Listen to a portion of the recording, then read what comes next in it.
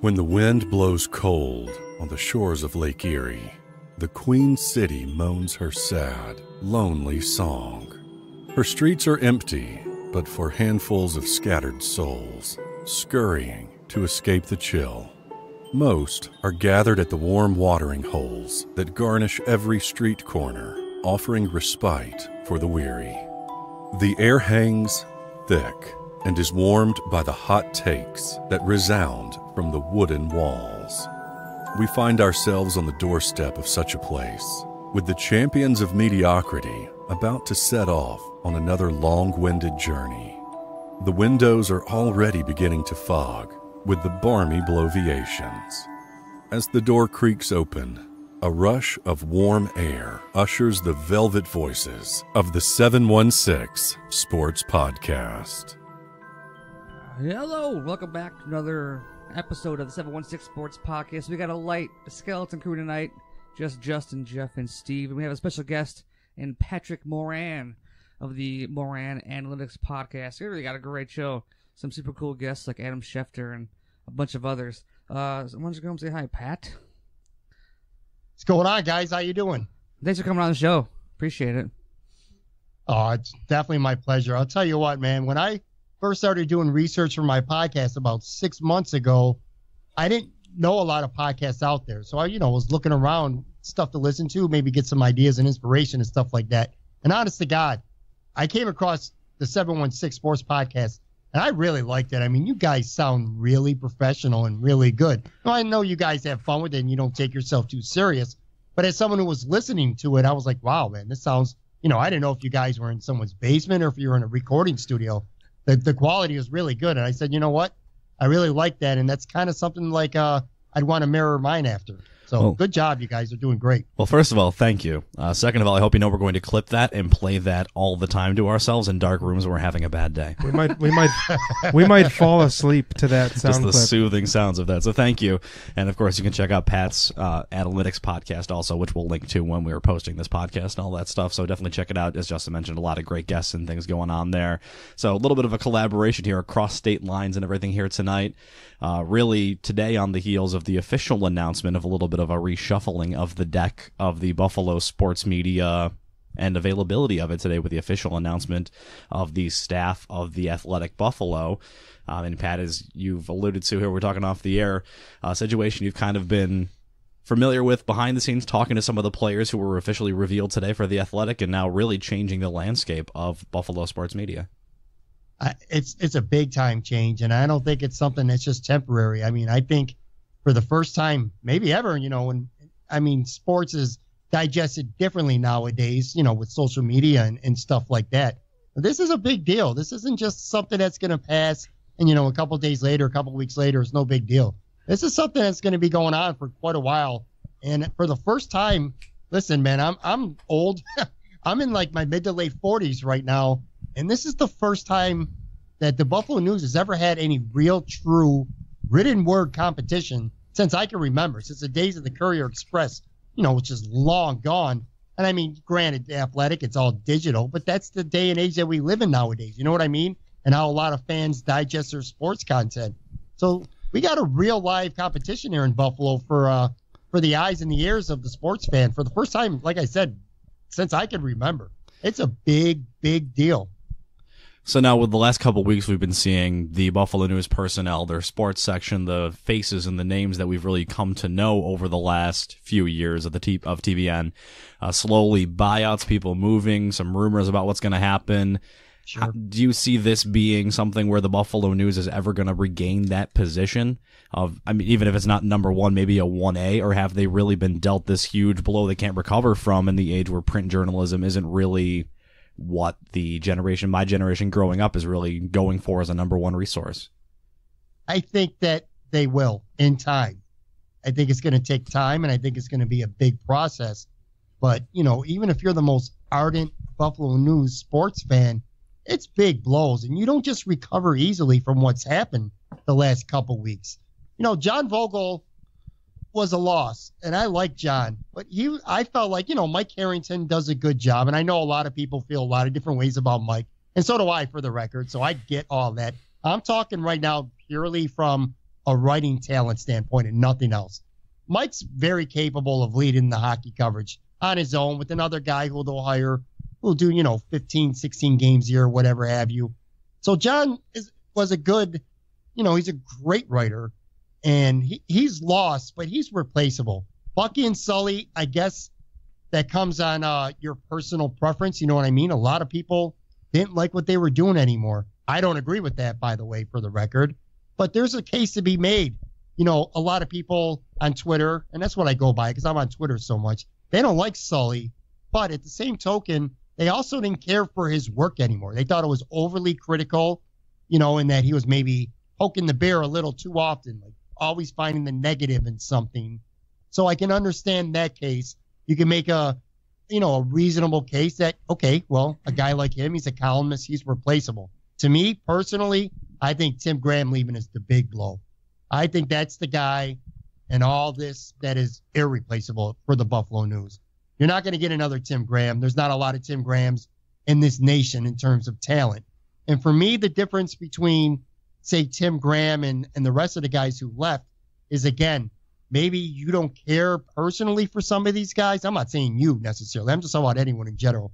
Maybe you don't care for their style and how they conduct themselves on Twitter and their attitudes and stuff like that. And you could also make a case that, maybe their writing's not great. But with Tim, he has all that stuff that maybe even if you don't like Tim, like people who hate Tim more than anyone else, they still think the guy's a phenomenal writer. And you just don't replace storytellers like that. So in that regards, I think the Buffalo News is in a lot of trouble. They haven't had something. Like I said, I've grown up in Buffalo. I've lived my whole life in Buffalo until the past 2 years. And I've always wanted to be a sports writer. So I always had, my eyes on the Buffalo News. And I grew up idolizing some of these guys, like Larry Felser and Jim Kelly, the Hall of Fame hockey writer, Vic Carucci, when his first stint with the News. And guys like that. There hasn't been, in my lifetime anyway, many Tim Grahams. So I don't know how you replace him. The Buffalo News, for the time being right now, is really down. If this was like a wrestling promotion right now. You guys watch wrestling? Oh, yeah. Wrestling fans? It's a very big wrestling fan podcast. Sure. And you know what I'm talking about then when you go back to the mid to late 90s with the Monday Night Wars. That's kind of what this is starting to feel like a little bit right now. You know what I mean? Like, if the Buffalo News is WWF right now, for the first time ever, they're ready to get trounced. And that's going to happen. Because at least for the short term, the Athletic's going to kick the Buffalo News ass. I can almost guarantee you that, at least short term anyway. Yeah, Tim Graham's the third man, and that's really going to stem the tide here for the Buffalo News versus the Athletic.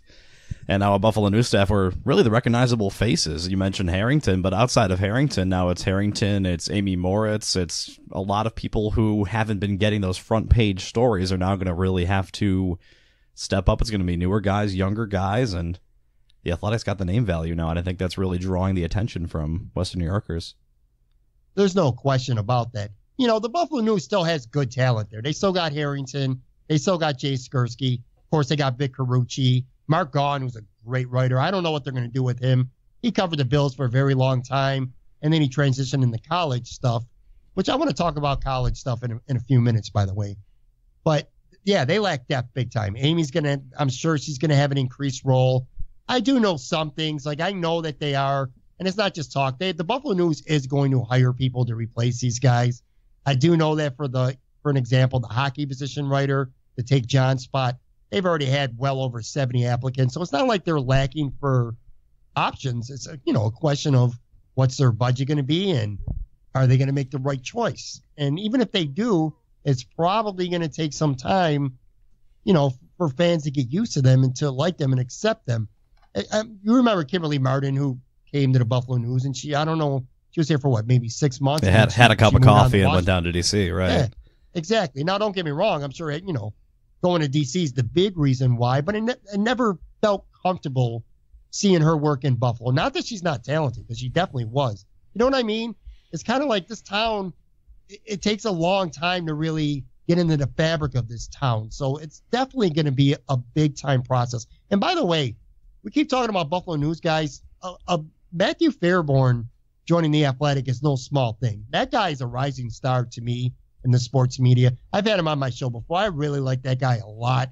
I think he's really talented, and I think he's going to be a big-time star for the Athletic. We keep talking about the Buffalo News and, the idea of some of maybe the writing styles or the personalities not meshing with people. But along the same thread, I thumbed through Groupon once in a while, and I noticed 3 days ago that there's a Groupon for digital access to the Democrat and Chronicle. Mm-hmm. And it's discounted from, $250 for the year to $40. So for $40, I could have daily access to the Democrat and Chronicle. Now, I do subscribe to the Buffalo News on Sunday only because my wife is a bargain shopper and we get the coupons. We don't really thumb through the paper. But, we keep picking on the Buffalo News as if like there was a degree of writers becoming stale or having odds with the personalities. But there might be a bigger issue at play of the whole print media. If the Democrat and Chronicle is trying to sell me a digital subscription on Groupon for $40, it tells me that they're desperate for applicants. Like Groupon most of the time is for growing businesses, startup businesses that are starting up, or businesses that are failing. My wife bought me a Groupon for a pilot's lesson, a flight lesson, and the guy went bankrupt and his planes got chained to the ground before I got to take it. Like a lot of times Groupon is a last-ditch effort to get some fresh blood and money in, and that's kind of what it feels like when I saw the Democrat and Chronicle offering me a digital subscription. Yeah, by no means is this just a Buffalo News thing. This is a major newspaper thing that's going on all over the country. I mean, off the top of my head, I know New Orleans. I want to say Syracuse, but I know for a fact New Orleans and a couple other major cities like that used to have large daily publications are down to 3 times a week now. You know what I mean? So the newspaper business in general, and I know newspaper people don't want to hear that. And let me be honest with you, man. I'm an old school guy. I'm a newspaper guy, so I don't want to hear it. But the newspaper business there's no denying it anymore. They're in big, big trouble. And I don't know that Twitter has helped. I'm going to be honest with you. I don't know that it's helped. I know that it helps in a way because it's instant news. And, a writer can go on there and, they write a story and bam, it's out there. You get it instantly. That's the good part about Twitter. And you guys know this. You're around Twitter all the time. It also has a very ugly side. And I think some of these guys, they show their ugly side way too much. And I'm talking about guys from the Buffalo News. And, frankly, I'm talking about a couple of these guys from the Athletic, too. It's no secret now. It's out today. Tim Graham and Mike Harrington, there's no love lost between them two anymore. You know what I mean? It's ugly. And I don't want to see stuff like that. But it's the way it is. And these guys fight all the time with fans. In fact, when I've had them both on my show, and I've had them both on my show, individually, but Tim was still at the News. And this was before, Tim was one of my earlier guests. So that was back like in February, I think. So before all these, buyouts and stuff started happening. But I always ask these guys when they're on the show, because I have a lot of sports media guys, and I always ask them, why do you engage so much with people on Twitter? Because I don't think you got anything to win by it. You want to retweet a compliment or say thank you or something, that's great. But when you're, someone who's established and you have a big name, what do you have to gain by being petty and fighting with people on Twitter who say stupid shit about what you write? Because they're only trying 9 times out of 10. Their goal is to elicit a response from you. And Mike Harrington takes the bait all the time until he blocks you. Until he blocks you, Mike takes the bait all the time. Tim does when he's in the mood. Tim looks at it more comically. I know Tim well enough to know that. Like he's told me this. He has fun with people. People are losing their goddamn minds on Twitter at him. And he'll say something intentionally, troll him and piss him off. To him, it's kind of a game. It's part of the gig. But with a guy like Mike, he takes the shit, too much to heart and too serious. And I know how a lot of people feel about Mike. I don't agree with it. Just for I want to put that out there. I know a lot of people do not like Mike Harrington. I personally like Mike. Let me put it to you this way. You know how you have two friends and they're fighting with each other and you don't want to take either side? It's like, leave me out of it. This guy, your one friend wants you to hate the other guy, but that other guy never did nothing to you. So why are you going to hate him? That's how I feel about Mike Harrington. Mike's been nothing but cool with me. The time I asked him to do my podcast, he agreed right away. He worked around his schedule to be able to do it when I needed him to do it. So he's always been cool. So I like Mike, but Mike has very thin skin, and Mike has I think Mike's biggest problem, and this is maybe why guys shouldn't be on social media, is you're not an equal if you're a blogger. Simple as that. You're not his peer. You know what I mean? A lot of these guys will treat you like Matt Fairborn. You know, a lot of these guys, John, to an extent, they'll treat you like a peer, even if you're not necessarily a peer. But Mike, make no mistake about it, man. You're a newspaper guy, you're mainstream media, or you're a peg or two below. You're not his equal, and he's not going to talk to you, and he's not going to treat you that way. It's just the way it is with him. You know what I mean? And I think that turns a lot of people off. I got to tell you, like I said, they'll block you instantly. So. I got to tell you today, the feud, though, as much as, you know, we don't have relationships or friendships with these guys, but their little spat today, if you're The Athletic, you're probably salivating about, because we have a group chat that we use to keep ourselves up to date as far as the podcast, because there's like 6 or 7 guys that are a part of it. And as soon as this happened, there were screenshots going out, and one of my best friends that's a big Buffalo sports guy was like, Twitter media fight. And if you're Tim Graham, it's almost impossible not to come out smelling like roses right now, because people are team Athletic. Right. Like the narrative is that the news sucks and the Athletic's going to be great. So when Tim Graham takes to Twitter and starts roasting people, the Athletic, it's almost like in this case, any publicity is good publicity. So when you asked what there is to gain, I feel like today there was a bit of exploitation of being able to use social media to bring some eyes to the situation. Absolutely. I really don't have a horse in the race. I was the one in our group chat asking about, like, so what's the big deal with the Athletic? Like, if you didn't like the Buffalo News and they're hiring Buffalo News writers, why do you like the Athletic? And I'm just being the advocate. I know it's different. It's a different writing style, but this was good, in my opinion, for the Athletic, because it brought a lot of eyes to just how serious the situation is.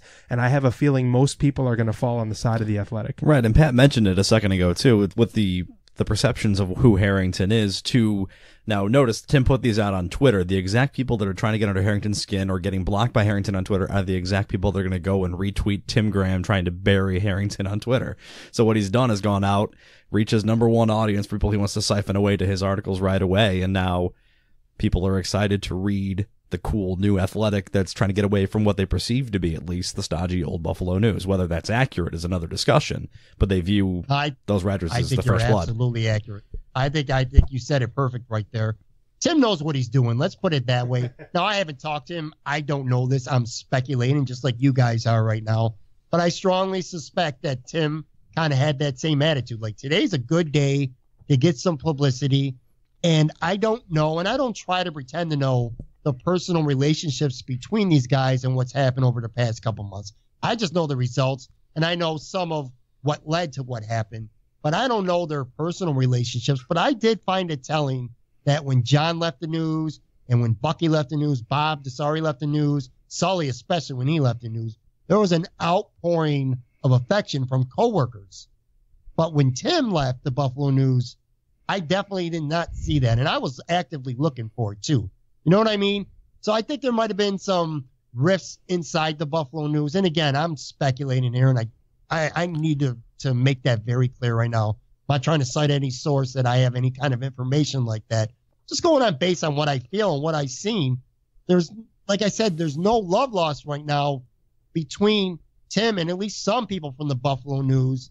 And as much as Mike Harrington could get under some people's skin, if he did something to piss Tim off, he did it privately, because he did not do it on Twitter. It's Tim Graham fired the first shot today. And like I said, going back to the wrestling thing here, the Monday Night Wars, Tim Graham fired the first shot in the war between what's coming with the Athletic and the Buffalo News. And yet, listen, I don't know why, if you're a sports fan, even before today, I don't know why somebody wouldn't subscribe to the Athletic. It really is a great deal. And I'm not plugging them. I got no horse in the race, just like you guys. But, man, for what you pay now to have the local coverage, but even before that, you guys like Ken Rosenthal, Jason Stark, some Gammon, some of the best writers in the world. Richard Deitch, who has a podcast on there. You know what I mean? It's such a great deal. And I think that the Athletic and what you're seeing now is going to be the first step, you know, maybe 5-10 years from now. We ain't going to be reading shit for free online anymore. I think you're going to have to pay to read anything, and it's going to come down to what do you like. Maybe we can get ahead of the curve and start charging to read our stuff. God, I certainly hope so. The subscription podcast model. So, Pat, you kind of segued into my next question that I visioned for this here. So the Athletic comes in. A lot of the comments you see when guys like Harrington, Gleason, Pryor were talking about putting things behind paywalls or limited amount of articles you could read on the buffalonews.com before having to subscribe. And a lot of the feedback was, well, why do I want to pay to read that? Now the Athletic comes in, and that's exactly what they're doing. Like, we know you have to pay to read this. We just provide you with a better service. Do you think that then the subscription model is both A, going to succeed for audiences like this who want to read sports, and then B, that their specific model is going to succeed? I don't know specifically. I do think that the paywall thing is here to stay, though. And let me say this about the Buffalo News, too, and this is unfair. The BN Blitz could have been better, and they know that. I mean, I know they know that. That's why guys are gone right now. It underperformed. Why it did, you can make a lot of different arguments, but what's indisputable is it underperformed, and changes were made largely because of that. I think part of the problem is we grow up reading the newspaper for free. We've spent the last 7-8 years reading the Buffalo News online for free, or at least a certain amount of articles. So it's tough to get people to suddenly pay. And this is the one thing that might play to the Buffalo News advantage in the long run. Not right now, though. And that's getting rid of guys. Not that they necessarily got rid of them, but changing the guard, so to speak. You know, with Sully out and Bucky out and John out. Hell, maybe, you can even make an argument for Tim being out. Maybe they feel that by hiring some new blood and some fresh blood and getting some new ideas and new segments and new features on there, maybe it will attract the audience to be more willing to pay, because it was becoming very obvious. I ain't trying to pay $3-4 a month, whatever the BN Blitz is, to read Jerry Sullivan articles anymore. You know what I'm saying? I heard I have a friend that worked for the News and doesn't anymore. I have another friend that does work for the News. I cover the Bandits lacrosse team for the National Lacrosse League, so I have some contacts through that. And apparently, first quarter the News lost something like $1.3 million in the first quarter, and obviously first time in like 40 years. Yeah, and the other part of that, like, I'm just going to be the advocate. Don't be mad at me, Pat, but you're talking about the new fresh blood. And one of the contacts that I have is Jack Goods. He's a good friend of mine. I've known him since he was in high school covering the Bandits for, in Lacrosse We Trust, some outlet out there. And he was part-time. And after the Bandit season was essentially told, we may be bringing you back for the Bandits next year. And it was a big question mark, and he wasn't sure what was coming. I hope I'm not breaching confidences. That's not my goal. And he announced today that he's being brought on as a full-time writer. So that's good for him, like that he's going to be given more space. But is that an instance of finding new blood, or is that an instance of filling a spot because they're looking for, I don't know. I need someone to write something. Exactly. And I'm not trying to undermine what they're doing, and I'm certainly not undermining Jack, who's a good friend, and I'm nothing against the quality of his work. But, the new fresh blood, it was not presented to Jack, 2 months ago. Hey, man, you're part of this plan to be the new fresh blood. Maybe I'm completely out of turn. That's not my goal. I'm just being the advocate because I don't know. It just feels like they might be scrambling. I guess that's my point. They are scrambling. There's no question about that right now. They're scrambling. Listen, there's no doubt about it. They could say, and I've talked to people inside the Buffalo News, that they knew some departures were coming. And again, some of them they kind of wanted and some they didn't. And doesn't really matter. Bottom line is the guys are gone, and you got to replace them. And for the time being, yes, they're in trouble. They're buried right now. I don't think they're dead, though. That's the only thing I'm trying to say is let's not go burying them just quite yet. We'll use a Buffalo Bills reference here for an example. Last year, if you remember during training camp, they got rid of Sammy Watkins. They got rid of Darby. They got rid of Ragland. Earlier in the season, Glenn didn't play. All these things made you think that, the Bills are tanking. The Bills are tanking. Maybe they're not tanking, but they're done. They suck. They've thrown in the towel this year. They're playing to get a high pick next year. New coach, this and that. No one expected them to be good this year because they got rid of so much. But guys stepped up. You know what I mean? And they did a good job, and they ended up winning more games. They got lucky to an extent, but still, they win 9 games or whatever, and they get into the playoffs. I'm saying the Buffalo News is going to come back next month and be better than the Athletic. At least, and by the way, we're talking professionally here. we shouldn't even be comparing the Athletic to the Buffalo News. I mean, the Athletic has 6 writers, and only 3 of them are actual full-time writers for the time being. Whereas the Buffalo News has an entire sports department. I'm talking for the purpose of Bills and Sabres here right now, and nothing more than that. The Buffalo News is in trouble, but I'm not ready to bury them yet. I think that they're going to make new hires, and I think that they're going to rebound. And again, I think the real winner in this is me, you guys, all the fans listening, and people who love sports, because they're going to push each other to be good. There's not going to be any more complacency anymore, because you can't. Well, I think you know what I mean? I think the Buffalo News could fix this easily if they would not be so stubborn and just recognize their problems and be willing to fix them. Like, I think they have the image they have now just because Twitter, because they're all assholes on Twitter. Well, Harrington and Sullivan. Yes. Yep. Tim Graham, you could tell he was screwing around everybody. You could tell he's having a few beers and at the bar and just fucking people. But like, if you just get rid of like Sullivan, Harrington, not even Tim Graham, unless he was causing some stuff in the middle there. Tim wanted to leave. That Tim was not a buyout. Tim willingly left. So that's a little bit different. Tim did not get bought out. I mean, I'm not unturning any stones here, but no. Tim didn't get a buyout. He wasn't offered a buyout. Tim leaving was by Tim's own accord. That's kind of public knowledge. It's not any, big secret or anything like that. And I get what you guys are saying. And for the record, I think you're 100% right. These guys can be assholes on Twitter. They really can. Real quick, I'm going to tell you this. Tim Graham is one of the nicest people that I've ever met in my life. And I've been, doing sports writing stuff on and off forever. And this guy has always helped me. And he didn't have to, by the way. He's just the kind of person he is. And a lot of people don't know this. The guy will go above and beyond for you, and he will treat you. How I said earlier, some of these guys, they don't treat you like they're your peer, like you're below them.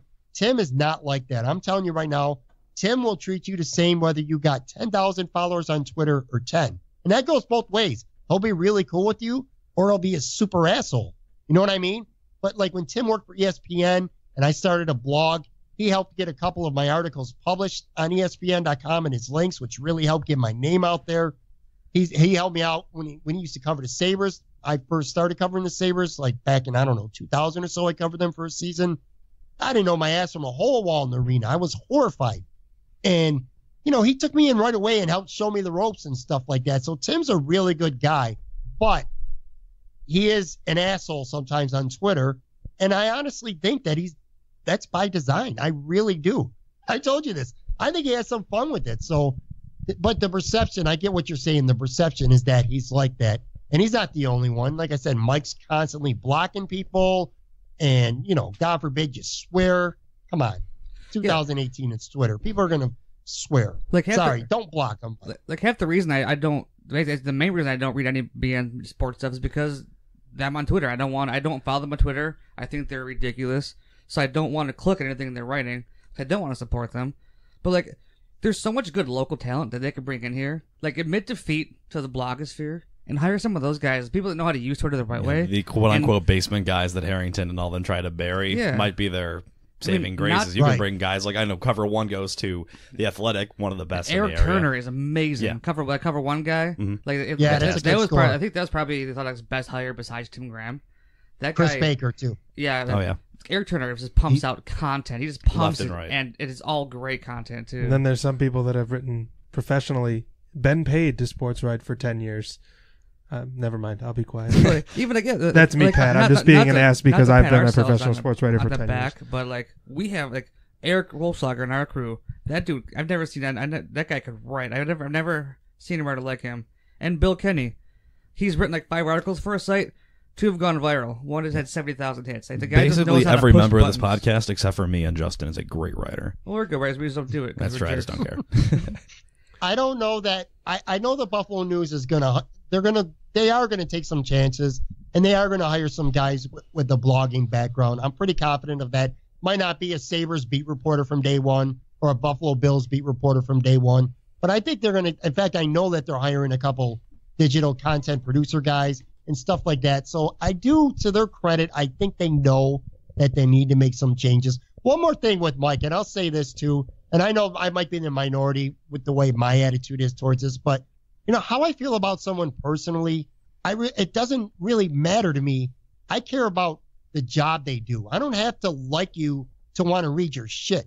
You know, like I'll go to around the corner, for an example, to the pizza joint, and trust me, down here in Florida, if you could get a good slice of pizza, you fucking go and you get it, because it's very few and far in between. It's not Buffalo, New York. Okay. Now there's a Casa de Pizza around the corner, which is literally the only Buffalo connection around the area where I live in Bradenton, Sarasota, Florida. My best friend lives in Sarasota. Yeah? Yeah. Okay. Anyways. So, anyway, so the guy there, I think this guy's a douchebag. I don't like him. He annoys me every time I go into the place. However, I like the food. Yeah. So I'm going to keep going there, and I'm going to eat the food, even though I got to deal with this guy being a douchebag. You know what I mean? And I'm not saying, don't get me wrong. Like I said this at the top. I personally like Mike Harrington. I know a lot of people don't. But even regardless if I don't, I will read your shit because I like it and I enjoy it. And that's what I do. Now, I know a lot of people take things personally, and because they don't like someone personally, they're not going to read it. Now, so on my podcast, I interview more times than not. Most of my guests are sports media folks. Some are local, some are national. I've had a lot of both on the show. And I talk, and I always kind of ask them the same line of questioning. And to play devil's advocate, if someone was constantly trolling you on Twitter, or, always saying bad things about you, I think after a while, your attitude might change too. You might start to get a little more annoyed. You might get testy a lot quicker than you do right now. You know what I'm saying? If every time you post something or you put an article out, 30% of people are just bashing you, and often for no reason. Because you're writing about the team, a team, by the way, that sucks that you're covering, and fans think that you're always being negative. Well, the team's in fucking last place 3 of the 5 years. You know what I mean? What are you going to write? Same thing with Sully. Like, the Bills didn't make the playoffs for 17 years. What is he supposed to write for the most part? You know what I mean? So I think these guys get saucy over time because it's just so much bullshit on Twitter, so many trolls. And there's a difference between being a troll and being, confrontational. Sometimes people call you out on something. They do to me. I know that. And they're 100% right. But I also know for a fact sometimes there's people that are just trolling you and want to piss you off and say the stupidest shit just to get you mad. So I think over time it kind of weighs on them. But that's also on them. And that's on their boss at the Buffalo News too, by the way. Get these guys off Twitter. Tell them to post their links and don't interact with fans anymore. If I was in charge of the Buffalo News, literally, that would be my first thing to all my staff. I'd be like, tweet your article because you have to. Tweet your links and don't respond to anything. Don't even look at your mentions. Be Skip Bayless. That's what I would tell my staff if I was in charge of the Buffalo News. Do you see that, you mentioned that they're going to push each other. Do you see the Athletic forcing the Buffalo News to be more of the narrative-based? Or, one of the things that the guy said in the group chat about the Athletic being different than the News is it's a different style of writing. It's a different, it can be more, more loose or, less formal or whatever word you want to use. Do you think that the News is going to head that way as an effort to compete and remain relevant? Do they stick to their guns and say, you know what, we're going to be more of the professional recap type? And do you think that one is a better idea than the other? Does the Buffalo News stay the course and provide the professional recap and do quality work that way? Or does the Buffalo News, for lack of better terms, compromise and start changing their writing style? I think they're going to have to change their writing style, at least to some degree. And I think the day and age of having a guy who's a beat reporter and then another guy who's just a pure columnist, I think that's pretty much over. I think nowadays you kind of have a narrative inside your own story, and you kind of have to be both, which is another reason why I think Sully and Bucky aren't with the Buffalo News anymore. You know what I mean? I think they have to change. And yeah, I mean, I wish I could give you a better answer because it's a really good question. They have to do something because they're going to get their asses handed to them when it comes to the Bills and Sabres by the Athletic if they don't change. Because the days of reading old school AP recaps, to me, for the most part, are over. If that's the case, just hire the Associated Press and for a service, pretty much like the Rochester Democrat does nowadays. They pretty much have Sale and then a bunch of AP stuff. You know what I mean? In their newspaper. That's their sports section for the most part. The Buffalo News doesn't start doing something different in a couple of years, that might be them. It might be one or two guys and then a shitload of AP reports. And I think you hit on the head a couple of answers ago when we were talking about it. Now, really, at the end of the day, what it comes down to is the winners are the readers. The readers now get to pick out who's your favorite columnist that reports on the Bills, who's your favorite columnist that reports on the Sabres, and you're not really looking for, all right, the game was played on X date, the final score was blank to blank, big goal at the end. You want someone to give you your takes, and now we have choice, and the real winner is going to be the consumer who gets to go out and say, I no longer want to pay for BM Blitz because I can go get my football from The Athletic. I agree 100%. The real winner is definitely the fans. I think the Buffalo News is going to be fine with hockey because, again, if you could get past how you feel about him personally, if you're one of those out there, if you're that 50% that don't like Mike, Mike's a fantastic writer. Love him or hate him, Mike's a great writer. He has no problem calling out the Sabres when they need to be called out. You know what I mean? Maybe to a fault, actually. But I think Mike's a great writer. So I think the Sabres aspect of it is going to be fine. You want me to tell you what I think my biggest problem with the Buffalo media is? And this is kind of getting a little bit away from just the news or in just the Athletic. This is a generality thing I'm saying. I think in Buffalo that the high school and college coverage, for the most part, is absolutely atrocious and it sucks. And I think that starts with the Buffalo News. I think the high school coverage in Buffalo is an absolute joke. Radio, I think it's a joke. WGR is the only game in town. I like a lot of the guys at WGR. I'm not bashing WGR. They're very, really good at what they do for the most part. But what's their high school coverage like? It's nothing. What is it, an hour early and Saturday morning once a week? Yep, inside high school sports, yep. I The coach high TV school news sports, so I stations? know. I coach high school sports. Yeah, I want more high school. I want more high school coverage. In Buffalo, and for basketball, they have a Chad from, I don't know if you guys have heard of it. It's called The View from Center Court. It's a high school basketball blog. It far and away is better than the Buffalo News basketball coverage. And then for high school football, this guy named Mark Adair has a publication. I think it's called Western New York Football Weekly. It's way better than the news. My point is, these mainstream media in Buffalo suck when it comes to covering high school and college sports. And I think it's a joke. And it's not until I moved to another state where I realized just how bad it is. Down here in Florida, and mind you, I'm near Tampa. So we got the Bucks, the Lightning who almost went to the Stanley Cup, the Rays who suck, but whatever. They're a professional team. Down here, dude, it's different. Down here, high school is just as big, and college is even bigger than professional teams. Now, I know the mindset's different in Buffalo. It's more of a pro sports town. But that doesn't excuse the awful high school coverage that the mainstream media gives to these kids. I just think it's terrible. I think the radio station needs to do more. I think the Buffalo News needs to do a lot more. It's not that the guys who they have are no good. It's that they don't have enough guys. Unless you get on a run and you're going to win a state title, you don't know shit about these schools.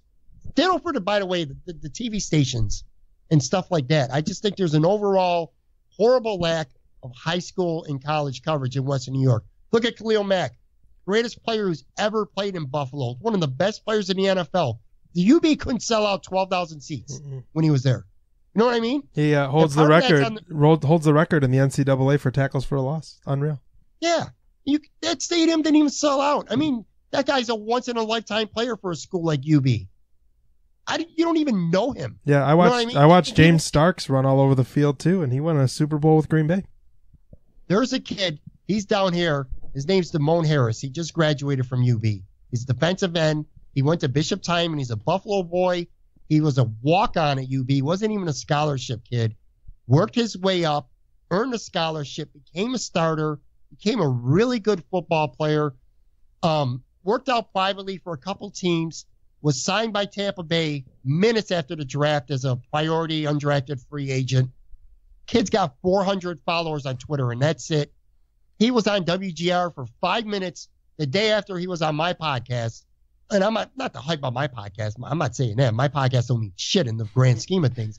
But my point is, no one in Buffalo even hears of kids like this because their coverage is so lousy. It's just so loud. It is. And so if I got one thing to blast the Buffalo media about, it's not the whole Athletic Buffalo News thing, because I think the Athletic's going to be great. I think the Buffalo News is down right now, but I don't think they're out. I think they're going to recover. I just wish that the town that I grew up in, the town that you guys live in, did more for college and high school sports. Which, by the way, one more point, and I'm being really long-winded here. The Alex Notes, the story you did with Alex, the podcast you did with him, that was a fucking incredible. So I take my hat off to you guys for that. But why do you guys have to bring that story? It should have been a story that everyone knows about that's been out there for a long time. You know what I mean? Well, actually, the news did it. The news did it, but it was like a 3-4 minute. It was a very cursory touching on the outside of the subject, whereas Alex is a very complex person with many sides and points to the story. It was like a puff piece. They just wanted to get their TV. They don't want to get their ratings, and they didn't do this. They didn't do his story any justice. It was more for them than it was for him. And I talked to him, and I wanted to tell the real thing and tell his full story. Right, because life like that isn't a puff piece. Life like that isn't. You can just pass by. You sat down and listened to him talk to Justin and really go into the depth of it. It's so much different. Well, admittedly, I wasn't a part of the recording, but I was really excited to hear Theo Fleury because I grew up watching him play. So that was awesome. But then I listened to Alex and I was like, holy shit, this is intense. And it was riveting. It was really riveting. Good. I mean that. It was really, really good. More stories like that need to be told in that way. And there's just not enough in Buffalo. And if there is, 9 times out of 10, again, it's your podcast or the View from Center Court basketball blog. It's not the Buffalo News. It's not WGR. It's not ABC, WKBW TV that are telling these stories. Not with any regularity. So, I don't know. That's my big beef when it comes to Buffalo sports. I'll tell you what, if I ever move back to Buffalo and were to do a podcast, I would completely scrap what I'm doing.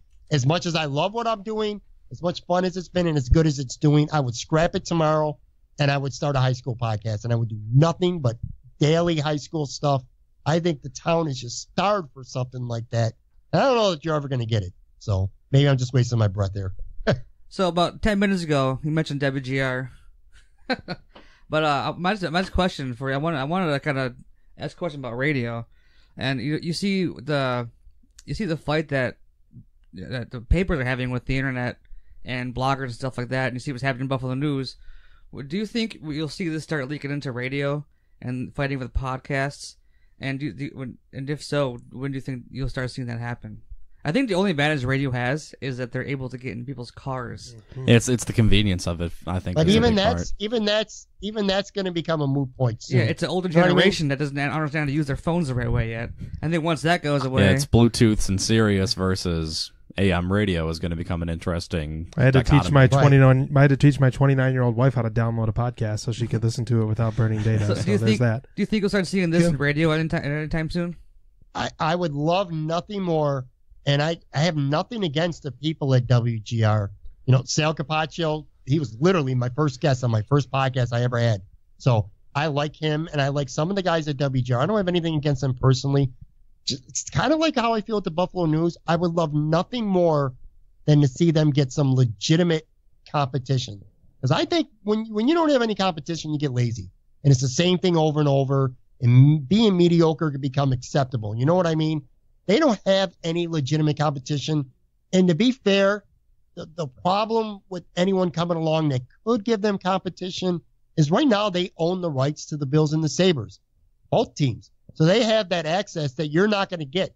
If you're a competing radio station, you ain't getting Eric Wood. You're not getting Sean McDermott. You know what I mean? You're not getting these guys because they're contracted to go to WGR. We had the coach. We had Brian Duff on, and he had to ask permission to come in the off season, be on our podcast. Right. That's a big advantage that WGR has. So in terms of a radio station, I don't know. I mean, it's been tried a couple times. I remember back years ago when what was it? Nick Mandola and Brad Ryder, they went to WAC, WECK. Yeah, and then they went to music, and I was so bummed. I listened to Nick every afternoon from 12 to 3. And love Nick. Yep. Yeah, I agree 100%. I really enjoyed them. Point being is, and again, I don't know the numbers, and I don't know the business side of it at all, obviously, but it didn't last. There's been other sports radio stations down here, or up there, I should say. They haven't been able to do it. WGR they're a giant on their own right now. I don't know. One of the things I really liked about the Buffalo News doing, what was it? The name of the radio station is escaping me right now. But the one that Tim Graham just had his show on, which, I don't know, maybe that show's going to be, in fact, that show will be over now because it was affiliated with the Buffalo News. But like Bucky and Sully had a radio show there, and Tim had his weekly radio show on Wednesdays from 4 to 6. What is it, 107.7, I think it is? Whatever it is, whatever. It's the only kind of real radio competition that WGR has, and it's not real competition. So I don't know. Would I like to see it? I would love to see it. Will it happen? I don't know. I'd like to see podcasts start to grow more. I think they are growing more too. I think more people are starting to get into podcasts than ever before. In fact, I see today on Twitter asking around about ideas, what he thinks, what we think he should do for a podcast, because he wants to do one. Everyone has a podcast nowadays. You know what I mean? It's a growing thing, and it's easily accessible. You guys know it. It's not expensive to produce one. It's time consuming and a lot of effort. Unlike you guys, you know, who said you don't like to take notes and stuff like that. But it is, seriously, it's very time consuming and a lot of effort, but it's not necessarily, you know, financially a ton of money to do. And if you promote it right and you know the right people and get it out there to the right people and have the right guests, sure, you could challenge it. I mean, you're not going to sink WGR, but you could put a bite into them with enough good podcasts and stuff like that out there. I think we've probably stolen a solid 3 listeners from GR in our time here doing this podcast, so we're doing our part slowly to help to the competition on the radio side of things. It just sucks that they don't have competition. And it's nothing against WGR. It's not that I don't like them. It's just I like competition. I think the Buffalo News is going to be better because of the Athletic. I really do. Just not right now. I think the Athletics are going to shut them down in about 6 months. Because I don't think no one's going to want to read Harrington or Vic Carucci. Or I don't see them going anywhere. I think they're going to just collapse. Whether or not all the criticisms of Harrington are founded or not, and we could go back and forth on that, I'm sure, in a lot of ways. If 50% of the people on Twitter or 50% of people in general, whatever percentage you want to say that is, just won't read Harrington because his name is Mike Harrington at this point, and he's your big name writer, it's going to be interesting to see what other... I know they're getting new people in. It'll be interesting to see how they juggle that to get people who view the new shiny toy, the Athletic, versus quote-unquote stodgy Harrington, and are still going to be willing to read him when Bill season rolls around. It could be really interesting seeing what they try to do to get eyes on the paper when it's football season, I think. Yeah, they're going to... Listen, they have to do more. There's no question about it. They can't stand pat, and I don't think they're going to stand pat. It's not like they're the Community B newspaper. You know what I mean? They do have a budget. They have money. They can go out and hire some quality new people, and they better, because you said it perfect. If it's just Mike and it's just Mark and Vic, well, people aren't going to subscribe to that. Not new people, I can tell you that for sure. Who knew? Who's going to be new that's going to subscribe to the Buffalo News right now with the Athletic coming out? Except for your biggest diehard sports fans. Maybe some of them will subscribe to both. I mean, it's not like you're taking a pick here. It's $150 a month each. You could easily subscribe to both of them for like around $10 a month. You know what I mean? Mm. But new subscribers, man, they're going to have to go out and they're going to have to get some people who are going to do some things that are different than what they've done. You know, we've been talking about podcasts. Why doesn't the Buffalo News have a good quality daily podcast? I said that when this is all starting to go down. I brought this up amongst ourselves. Like, they need a more audio/video element to what they do. Absolutely. Like, do a daily Facebook Live video thing with real audio. It can be like you put a quick teaser out there, 30 seconds on Twitter, like here's what we're doing today, and then for subscribers, whatever medium it is, whether you determine it's your website, Facebook, XYZ thing, here's a 10-minute news program with our writers talking about their stories and breakdowns. And I think there's a huge market for, you mentioned it more with podcasts too, is like the ability, you no longer have to sit and read a newspaper at a table. You can now bring any media of your choosing with you anywhere you go, and the ability for them to transition from the physical format to the digital format has really been something that they've struggled with. And if they're able to do it more successfully, it's going to be one of their saving graces. If they can kind of negate that digital advantage of the Athletic, they're going to be in a better position.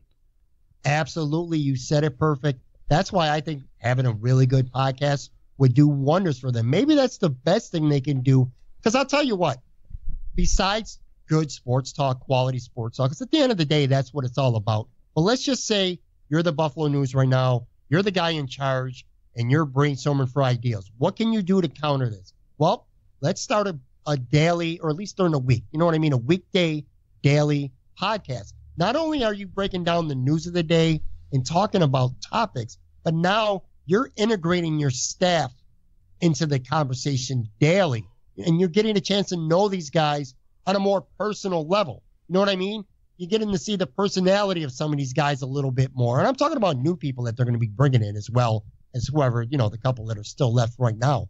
what better way to get to know people by having them on the show consistently? And, not just talking about, like on my podcast, for an example, I love talking to these guys and getting to know them on deeper levels besides what they do. Like for an example, maybe Jay Skursky, and I'm just throwing his name out there because he's one of the few guys that are still left. Jay's a good Bills writer, but what do you really know about Jay? Why not spend some time occasionally if you have a podcast, you're the Buffalo News, you have a podcast, get in to know him a little bit. What are some of the things he likes to do? You know what I mean? Stuff like that. Where'd you go to school? How did you meet? Everyone knows he's married to Melissa Holmes. How did you meet her? Stuff like that. Little personable things that you can start to identify with a little more. And maybe that starts to make some of these guys more likable. Not that Jay's likable, but I'm just saying, as a whole, you start to like and get to know these guys better, and then might translate to more eyes and more ears. Pat, we're going to put a cap on this segment here. Thank you, first of all, so much for joining us here this evening and giving a little bit of an outsider news perspective on Buffalo media. Before we let you go, why don't you take a moment and let everyone know where they can find you, find your podcast, and everything that you're working on. All right. Well, thanks, guys. First of all, it was great doing this show. I really like your show, so it was fun for me to do it. It's the Moran Analytics Podcast. It drops every Monday and every Thursday. You can follow me on Twitter at Pat Moran Tweets.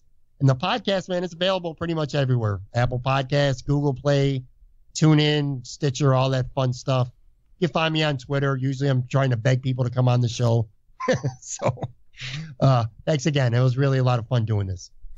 Pat, thanks a lot. Great stuff. Hope we talk to you soon. Take care.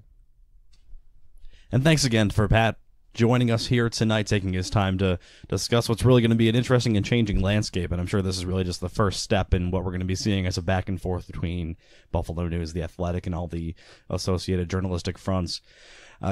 So it's not the biggest time of the year, guys, for Bills news. We do have one little bit, I suppose, at this time of the year, which is that early reports from camp are that Nathan Peterman has been the most promising quarterback prospect out of the three that the Bills have. Game for the two of you in the room. If Nathan Peterman is the week 1 starter for the Buffalo Bills, I will feel blank. Justin, how will you feel if Nathan Peterman is the week 1 starter for the Buffalo Bills? Intrigued. I don't think he's that bad. I think you put him in against the best defensive line of football with a terrible pass protecting offensive line. And he did make bad decisions, but it's his first game. And you had Joey Bosa in your face all day long. And I was like, what are you going to do? I don't know. I don't think he's as bad as the numbers reflect. And I'm going to get a lot of shit for that. But I'm intrigued by him, honestly. Steve, what do you think? I would feel fine because I don't know that McCarron is great. I don't think that Peterman is great either. And if Josh Allen is going to need some more time to be ready, then so be it. To me, McCarron and Peterman are... either one of them are a placeholder until Josh Allen is ready, and to me it matters not whether they put McCarron or Peterman out there, so I would feel fine. Personally, I think I might feel resigned to like that typical 5-11 Bills season. You bring in a guy like McCarron on at least the hope, whether or not he turns out to be good. You certainly, I think, plan on him being your week 1 starter. You don't pay a guy in free agency and trade away your other quarterback on the outside hope that he might play. The fact that this guy they brought in is not even capable of beating out a guy whose only available tape is 5 interceptions in the half against San Diego. Again, I realize not all 5 interceptions, 100% his fault. He wasn't throwing every ball into triple coverage with 10 seconds to throw. But you hope that you have other options maybe. And it doesn't bode well when your 1A is already becoming your 1B. I don't mind it. I think it speaks volumes about Nathan Peterman more than it says bad about AJ McCarron, honestly. If that makes any sense. But I'm just happy hearing more about him than I am about Josh Allen being really good because he's wearing shorts throwing open guys. Like he looks great in shorts, though. The guy has insane amounts of talent, and that's undeniable. He just he can't put it together well on the field, which is the real thing when you're a quarterback. You can be uber talented, but not the proper thought process on the field. And the guy is super arm strength that anybody would drool over. You know what I mean? And all these analogies going on. Frozen ropes, darts. Shooting lasers, got a cannon for an arm. It's like I love it. It's like a fight to see. It's a fight for who can the most attention on Twitter. Got a howitzer. Yeah, basically whatever medieval weaponry that Josh Allen has attached to his arm is exciting to people. I understand that. I think he's fool's gold, in my opinion, because he's super shiny on the outside, but on the inside, I don't think he's worth very much. That sounds time will tell. I think you're right, but I hope you're wrong. Exactly. Yeah, You don't have a wrong. choice. Hope I'm wrong too. Yeah, you don't have a choice now. If you're a Bills fan, you can't cut off your nose to spite your face. You can't wish this kid ill because you don't like him, because they invested a lot in him. He's got to be it.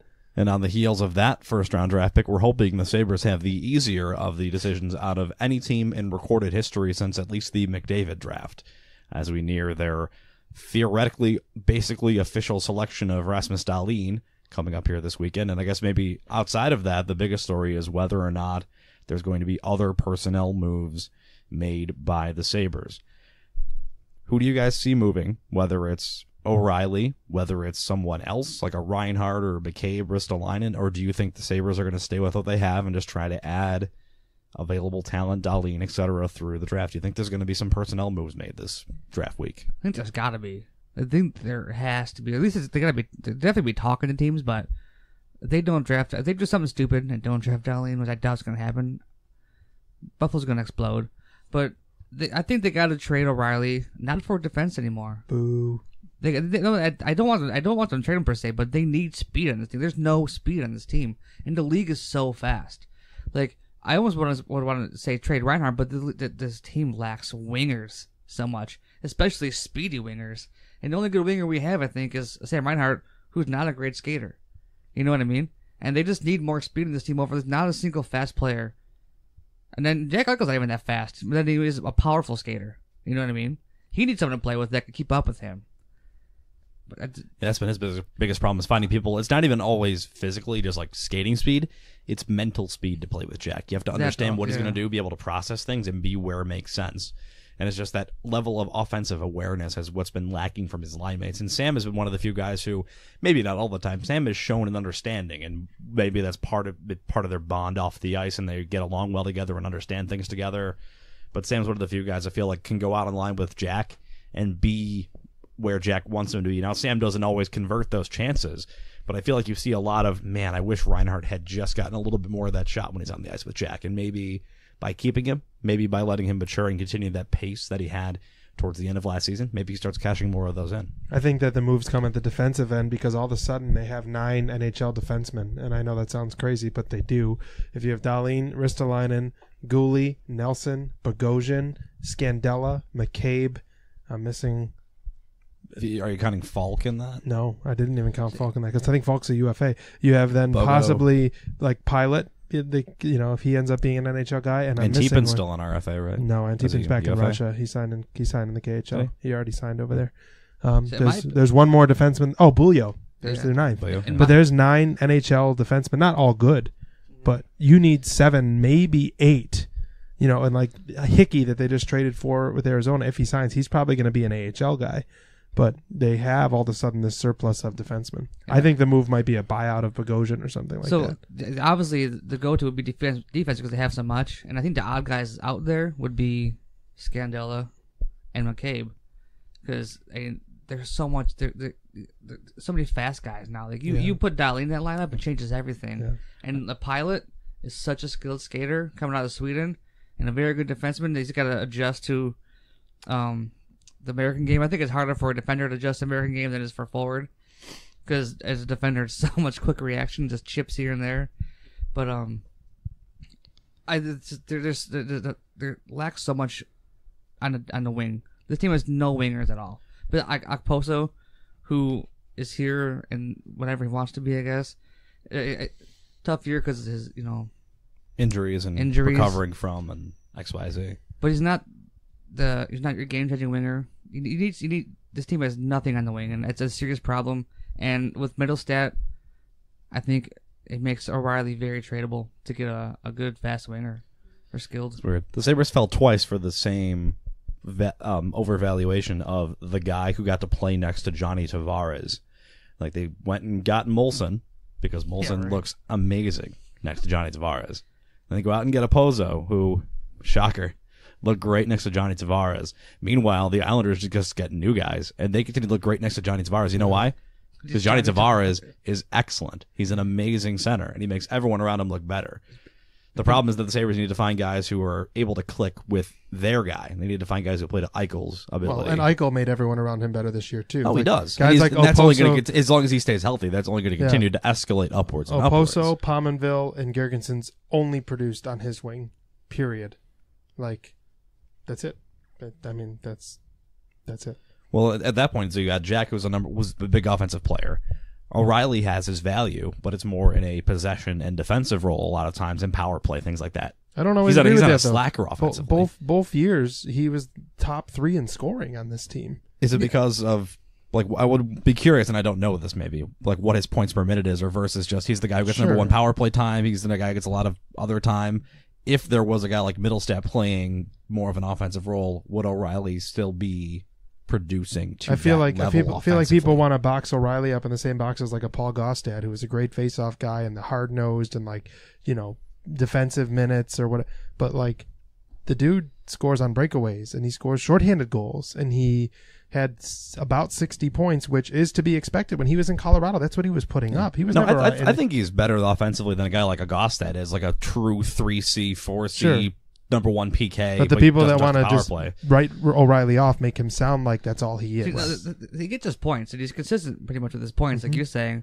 And I just think there is a place for him on this team, but I think right now he's your only real bargaining chip that can get you anything without giving up what you need, because they need, in my opinion, they need just more skilled forwards. What I said off air, though, a couple things. One, they're so bereft of skill, they should not be looking to trade skilled forwards because they have so few of them to begin with. But no one's going to take Zach Bogosian in his contract. Yeah. So he's going to be here. They're not going to buy him out. He's going to be here. But why do they have to trade? Huh? Like, why do they? Maybe they stand pat. I don't know. Like the one is that he's bereft of, the team is bereft of talent, and he's talented. He is talented, and they shouldn't be.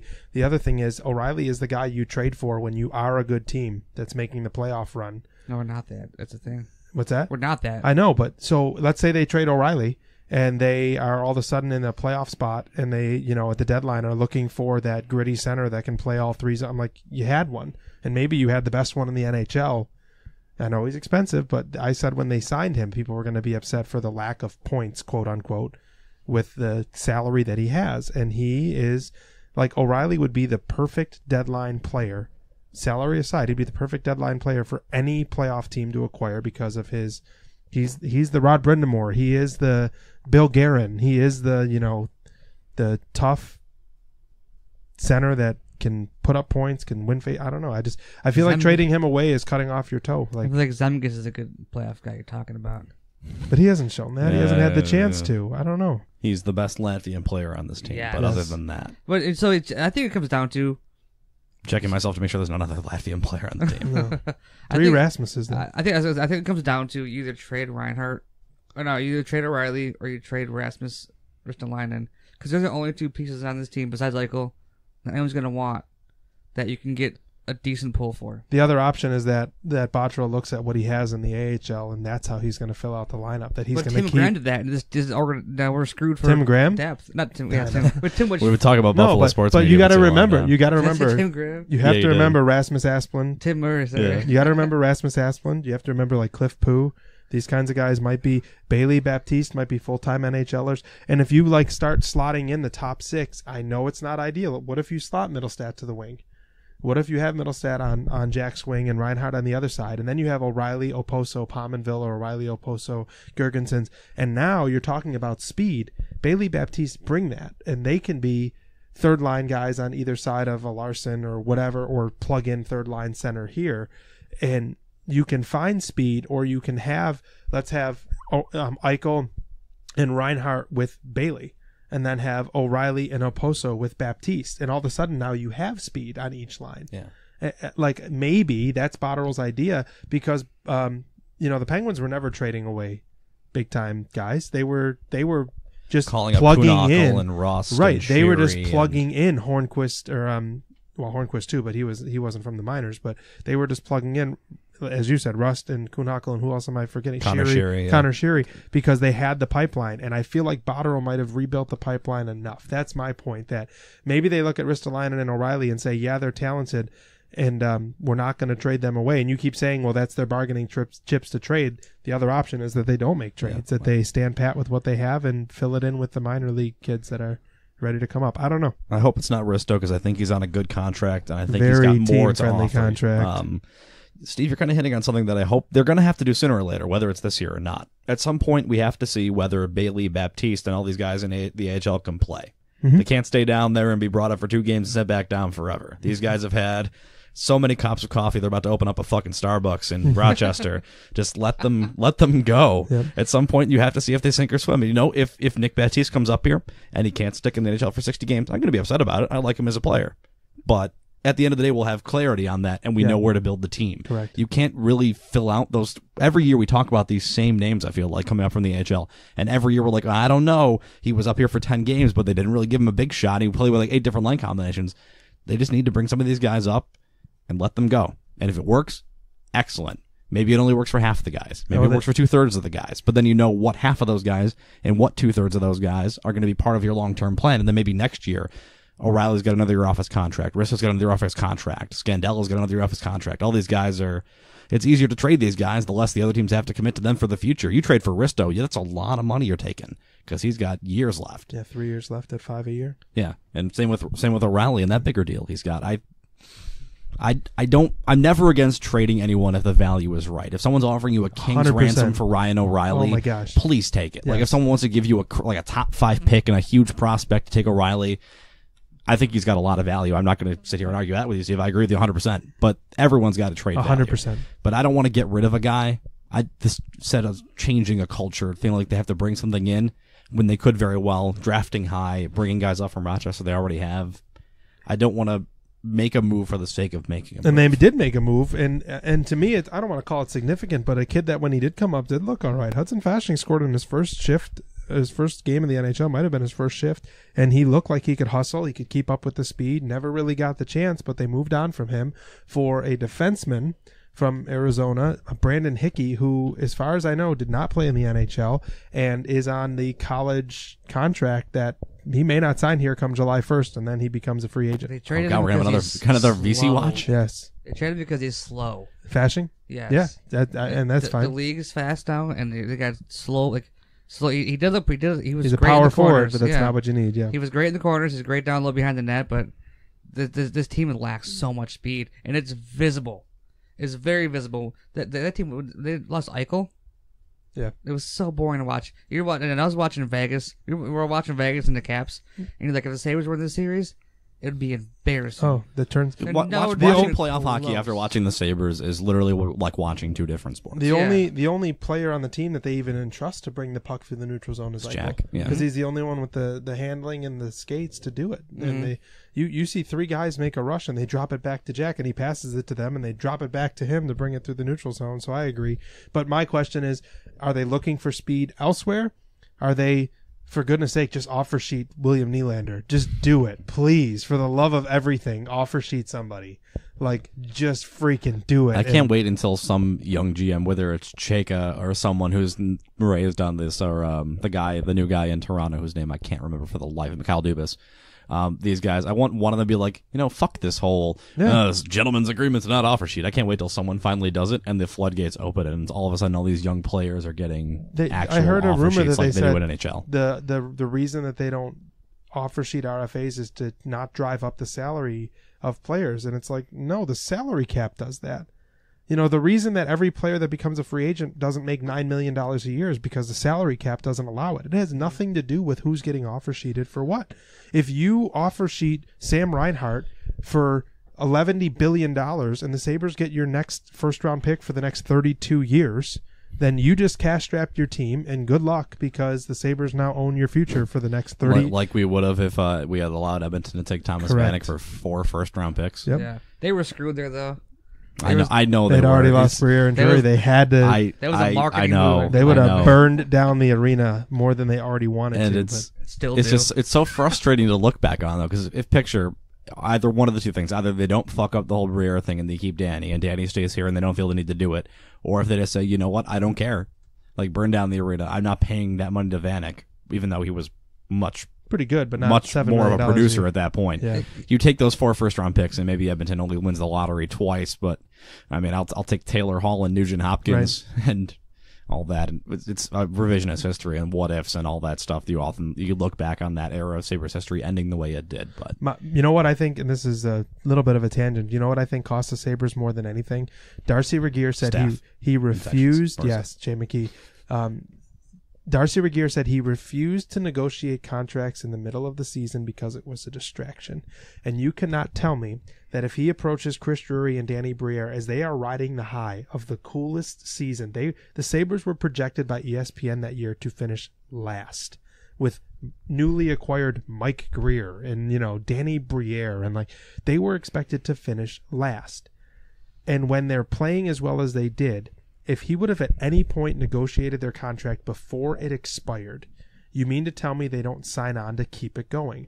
But then they have the President's Trophy here and that ultimate letdown where the locker room just probably feels like a failure. Yeah. And now you're trying to get them to stay. And it almost feels like they're disenchanted. Mm-hmm. If you offer now them, you want to talk, right? If you offer them a contract in the midst of a President's Trophy winning season, we want to keep this going. This is a really good thing. Because I heard the rumor that Drury was offered the same amount of money by Buffalo and the Rangers, and he chose to go to the Rangers because he grew up in Trumbull, Connecticut. Yeah. And Briere apparently never was given even. That's what he said extensively. That no one even approached him until Drury had already signed with the Rangers, and at that point he was offended that they fell back on him. Right, he was the backup plan. But I mean, I think that was massively mishandled. That Regier could have locked them both up long term, either in the 05-06 season or during the President's Trophy run, and maybe Buffalo would have a cup. I don't know. One can only hope at some point we'll talk about the successful Jack Eichel-led Cup team. But a couple last things to touch on before we call it a night, because I'm sure we've rambled on far too long for most of you. Thank you for still listening if you are. First of all, you can go to our website or our Twitter or whatever and read Justin's article that came out today about the fact that the Buffalo Beauts have absolutely dominated every available team in NWHL free agency signings. And Justin, we talked about it on this podcast right when the official news broke of Terry and Kim Pegula buying the Buffalo Beauts. Now there are 13 today, including Levier to Minnesota, 13 free agent signings in the NWHL, and 10 of them have been made by Buffalo. Free agency open for the same time for all teams. And here the Beauts are, signing a couple of returning stars from their team. Also, 3 former college champions and captains of college champion teams, 2 current, really, gold medal Olympians from the U.S. women's hockey team, and 1 former star of another team. And really, the Beauts have taken over and are building what looks like a juggernaut squad to this point in NWHL free agency. Yeah, and it hasn't even been close. I think it's only 12 signings, honestly. Because Kessel and Levier, that's it. I thought Russo signed. Well, we could talk about it later. But who? I thought Russo resigned with the Rivs. I don't think so. I think it's moot point. Yeah, and just that's all. But I think there's dominoes waiting to fall. Cliche saying, and I think the Dominoes are waiting to come. Hoping to come to Buffalo. I think there's because there's in a league that has no owners besides the Beauts. There's so much stability there with the Pegulas. And if the league fails, they'll probably stay functioning. They can go to the CWHL, which is you can flick a booger and go to the nearest team and play Markham and Toronto and all those teams right over there, right? Yeah, and I don't think the Pegulas will be opposed to that at all. They have the arena, they have the money. Yeah, that's the other big draw too. You mentioned it in your piece. It's the facilities. It's having Impact Sports, having the Harbor Center, having everything available right there for these players. And if you're looking as a professional women's hockey player for a city to settle in that's going to be able to offer you, and you were talking about like Cameronasi and Hensley too, coming in here off and their Olympian off years, if you will, where they're not training 100% of the time for the Olympics. Where do they want to go that they can keep themselves in the best playing shape possible to continue forward so that when the next Olympics rolls around, that they're in the best shape? And Buffalo has made that case to these players that this is the place to be, and so far, so good. Yeah, and I don't know any of the league salary cap rules, but I don't know, do the Pegulas have the power to dole out bonuses? Like some kind of signing bonuses? Or we'll have to talk to someone who knows more about this than me. We'll have to get Eric on or Marissa on or someone and talk about it. They're the only actual team with an actual owner, right? Yes, there's the Riveters have a partnership with the Devils. Yeah, it's a partnership, yeah. But it's not, the Devils or the Devils ownership doesn't own the Riveters. Mm-hmm. They have games at Prudential, and they cross-promote, but there's some backing, but it's not to the level that the Pegulas owning the Beauts is. I mean, it's just eerily quiet. like too quiet. It was like this last season, though. It's just we're noticing it more this season because the Buttes are making all the moves. But it's so... I just think I just feel like there's a lot of things waiting to drop. And I feel like once there's one or two names that drop and... You'll get you'll get a couple more Olympians signing contracts. You'll get the Whitecaps getting their coaching staff announced in the next week, theoretically. It's the rumor. And then you'll start... I mean, the Buttes just had their camp. Other teams will have their camps. And probably within the next couple weeks, you'll start seeing more names flesh out. I'm sure players are testing the market. I mean, say you're Hillary Knight, and you're from Boston. You've played in Boston your whole NWHL career, and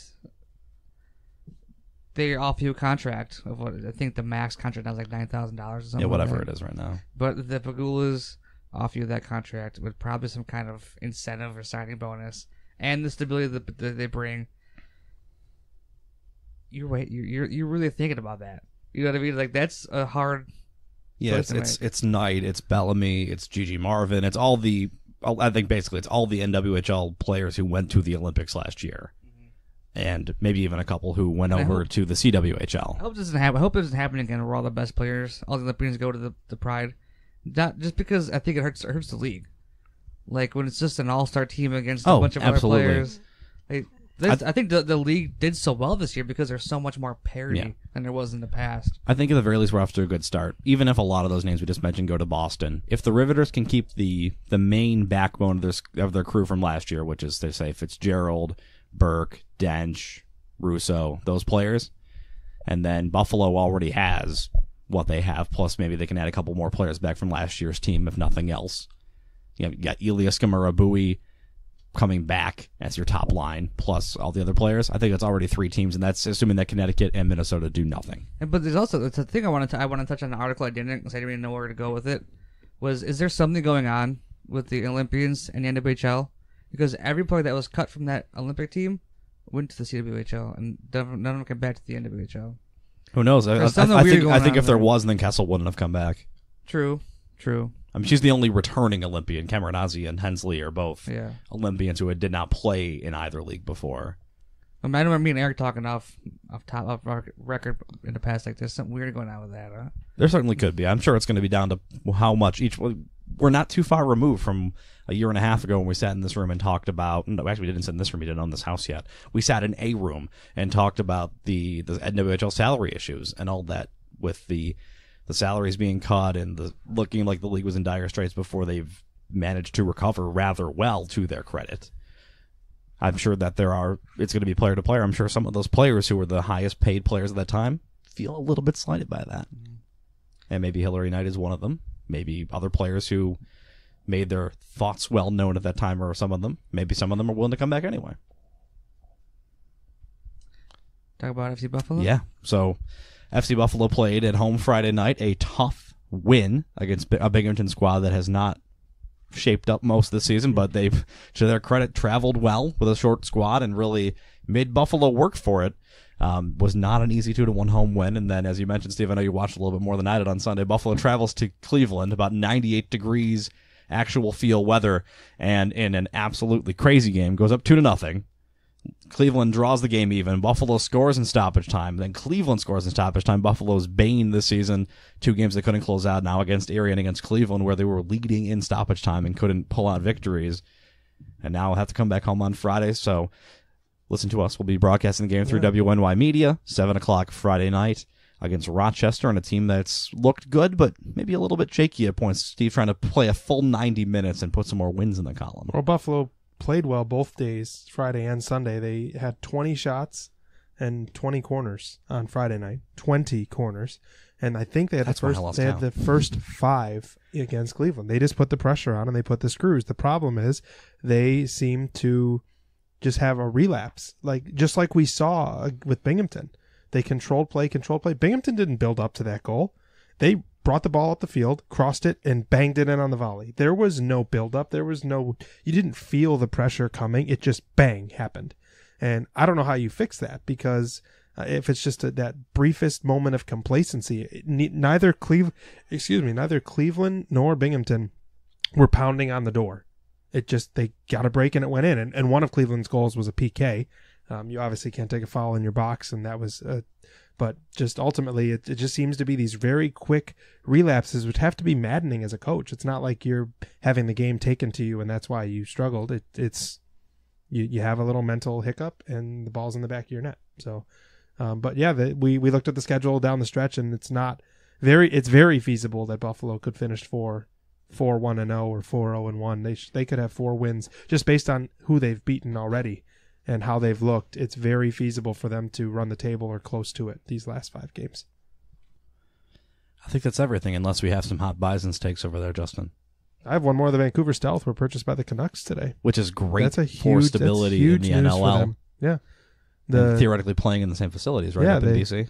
They're playing in the Rogers Arena now. They're going to be playing where the Canucks play. That's awesome. They're taking it out of the Langley Event Center, which held about 5,200 people and unfortunately couldn't fill. But tons of credit to Denise Watkins, who did a ton for the league, won championships as the Washington Stealth. And I mean, Washington, San Jose, Vancouver. She stuck it out and did a great job continuing to keep that product going.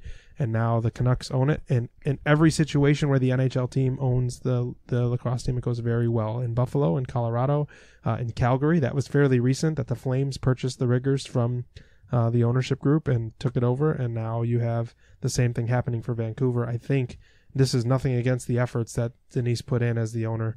I just think this is going to be the amount of marketing you get, the amount of arena space you get, not having to pay to lease the, 6 figures to lease the arena for a night because you already have the lease on it. I think it's a good move, and it'll be a positive step for the Stealth.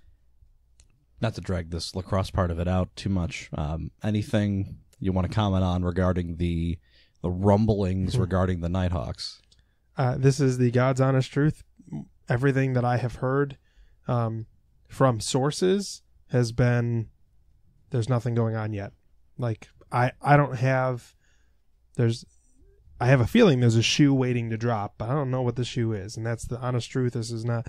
There are people out there that are saying that they've heard, read, been told some pretty crazy things, and I've heard conflicting things from 2 people that I trust.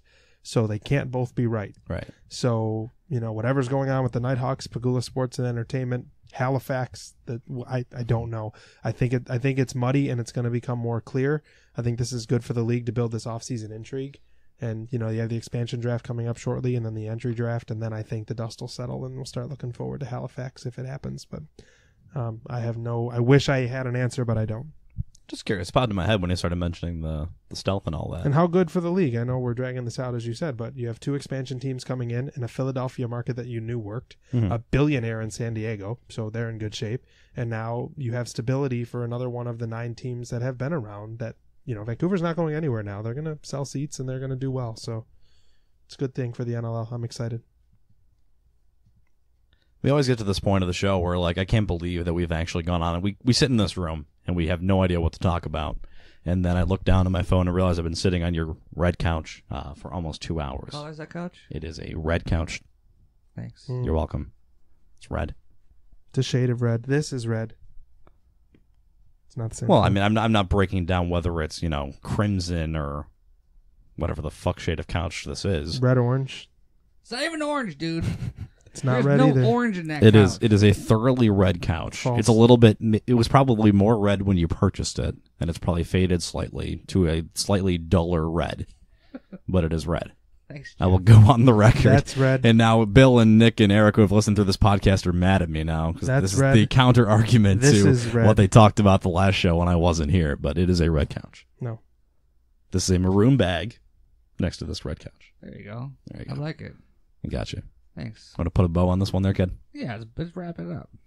Thank you all for listening. Yeah, thanks to Pat Moran. Please like, share, Follow and him. subscribe. You can follow us on Twitter at 716 Sport Podcast. Thanks to Pat for coming on. Yeah, that's about it. Go Bills. Go Bills. Go Bills. That's what we're going with. That's what we're going with. We're 5 days away from. That's what Dolly and you're Oh, say sorry. go Let me Bills. do a better outro. If the Sabres draft Brady Kachuk, I'm jumping off a bridge. And go Bills. And go Bills.